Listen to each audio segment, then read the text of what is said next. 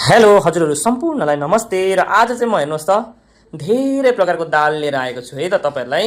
आज एउटा स्पेशल कुरा एकदमै तपाईहरुलाई आजसम्म पनि थाहा छैन, धेरैलाई थाहा छैन, 95% लाई थाहा छैन कि दाल हामीले 95% मान्छेले दाल चिन्दैनौँ हामीले दाल के हो कसो भनेर। अब तपाईले यहाँ सट्टै हेरेर चाहिँ यो भिडियोलाई स्क्रोल नगर्नुहोस्, तपाईले पनि चिन्नु भएको छैन कतिवटा दाल यहाँनिर है, नाम जान्नुहुन्छ तर तपाईलाई कन्फ्युजन छ तपाईलाई कुन चाहिँ दाल के हो भनेर।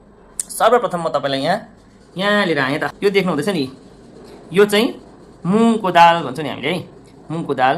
अब यहाँ आएपछि यसलाई चाहिँ हामीले सट्टै आइसकेपछि फेरि हामीले यसलाई मुङै भन्छौँ, कतिले चाहिँ यसलाई फेरि पहेँली दाल भनेर भन्छ। अब के छ त भन्दा पहेँली दाल चाहिँ मैले यहाँ लिएर आएको छु, तपाईलाई देखाउँदैछु है। आज म तपाईलाई क्लियर गराउन चाहन्छु कि तपाईले अबदेखि दाल किन्नु जाँदा चाहिँ तपाईलाई कन्फ्युज अलिकति पनि नरहोस्। धेरै मान्छेले चाहिँ यसलाई पहेँली दाल भनेर किन्नुहुन्छ, तर वास्तवमा यो चाहिँ यो दालको छिल्कासँगै डल्लै सलिड दाल हो। यसको यस्तो फुटाएको दाल पनि पाइन्छ, यो चाहिँ कालो दालको फुटाएको हो, तर यो मुङ दालको फुटाएको छिल्का पनि यस्तो पनि पाइन्छ है। तर आज म तपाईलाई त्यो मेरोमा छैन, यो दुईटा कुरा देखाउँदैछु। यो मुङ दाल 3 प्रकारको पाइन्छ बजारमा, एउटा चाहिँ यो हो है, एउटा यो गोटे भयो, र अर्को चाहिँ छिल्का, योसँगै छिल्का, यस्तो यो चाहिँ अब छिल्का निकालेको, यो चाहिँ छिल्कासँगको। तर अर्को कुरा चाहिँ यहाँ छ, कन्फ्युज चाहिँ हाम्रो मान्छे यहाँ भइरहेको छ, पहाडको मान्छे झन् म्याक्सिमम कन्फ्युज हुन्छ यो कुरामा।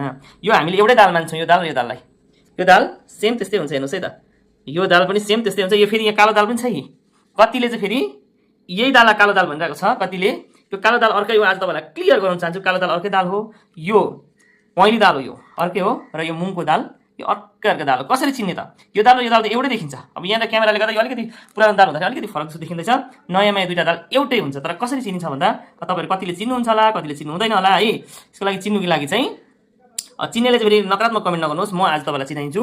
यो दाल मुङ दालमा चाहिँ यो यसको यो जुन चाहिँ बिचमा भुँडी भनौँ न हामी, भुँडी यसरी सेतो सेतो फुटेको छ नि, यसको चाहिँ भुँडी फुटेको भन्थ्यौँ हामी। अब यसको चाहिँ अब यो हुँदैन, सेतो सेतो सानो सानो भयो हुन्छ, कतिको हुँदैन। यो चाहिँ मुङ दाल हो, जुन चाहिँ यसकै बोक्रासँगको हो।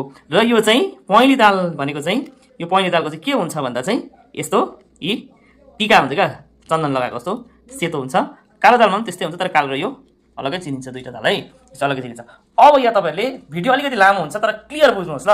कति मान्छेले यो कुरा देखेको छैन, मैले दोकानमा बेच्दै थिएँ, धेरै मान्छेले यो थाहा छैन, यो मात्रै जान्दछ। तर यो र यो एउटै दाल हो, यो मस्यामको, यो थाङ्रे मस्याम हुन्छ, ठुल्ठुलो एक बाँस ठुलो हुन्छ यो, भने यो सानो सानो मकैको ढोरतिर पनि फल्ने गर्छ, यो पनि एउटै मस्यामको दाल हो। अब यो कतिले राजमा हो यो भन्दै गरेको छ, यो राजमा अलग्गै हो, यो राजमा दाल अलग्गै दाल हो। यो दाल चाहिँ 2 प्रकार, ठुल्ठुलो राजमा हुन्छ, सानो राजमा हुन्छ, यो राजमाको दाल है, हेर्नुहोस् है यहाँ हो। अनि अब यो त कालो दालकै, यही दालको चाहिँ आएर कन्फ्युजन, यो दुईटामा पनि मान्छे धेरै कन्फ्युज हुन्छ है।